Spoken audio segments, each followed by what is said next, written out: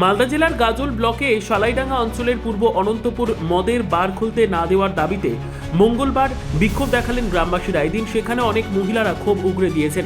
জানা গিয়েছে ওই এলাকায় এক ব্যক্তির সে ওই এলাকায় সারের দোকান করবে বলে এলাকার মানুষকে জানিয়েছিল, কিন্তু গ্রামবাসীরা খবর পায় সারের দোকানের বদলে ওই ব্যক্তি মদের বার দোকান খুলবে। সেজন্য গ্রামবাসীরা জোটবদ্ধ হয়ে এদিন আন্দোলনে সামিল হন। মহিলাদের দাবি, এলাকায় অনেক ছাত্রছাত্রী, যুবক যুবতী সবাই মিলে বসবাস করা হয়।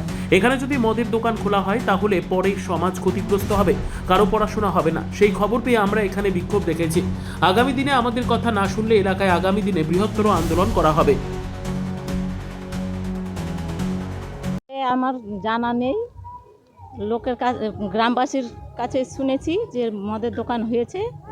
আমার কাছে কোনো পারমিশন দেওয়া হয়নি, নেওয়াও হয়নি। না না, কোনো পারমিশন দেওয়া হয়নি। বের হয়ে বলবো যে প্রশাসনের কাছে যাবে, প্রশাসন যা যেটা দেখবে, যেটা ভালো হয় সেটাই। যে জমিটা দিয়েছে ও সারা জন্য করবে বলে, মানে আহিলের সোনু মণ্ডল এই বলে জমিটা কিনে নিয়েছে, ঘর তুলছে, ঠিক আছে। সার আজকে উদ্বোধন করবে সারের দোকান, এখন দেখছে যে বারের দোকান এক পাশে সারের দোকান। এইগুলা কেন হবে? 6 মাস আগে তো আমাদের অনন্তপুরে ভুক্তি। এখন কি প্রশাসন জানে না যে অনন্তপুরে কি ঘটনা হচ্ছে বারবার করে? আর এই যে বারের দোকান খুললে সন্ধ্যা সকাল মা বোনেরা স্কুলের ছাত্রছাত্রীরা যাবে, এদের অবস্থা কী হবে ভবিষ্যতে? এমনিতে স্কুলের কোনো পড়াশোনা হয় না, সেটা দূরে থাকে। এখন আমরা ভাবছি যে ডবল চাবি দিয়ে রাখবো, কেন বন্ধ করে আমরা শান্তি শৃঙ্খলা চাইছি, যেন বারের দোকান না হয়, যেন সারের দোকান থাকে, তাতে জনসাধারণ বা চাষিদের উপকার হবে, এইটাই আমরা চাচ্ছি।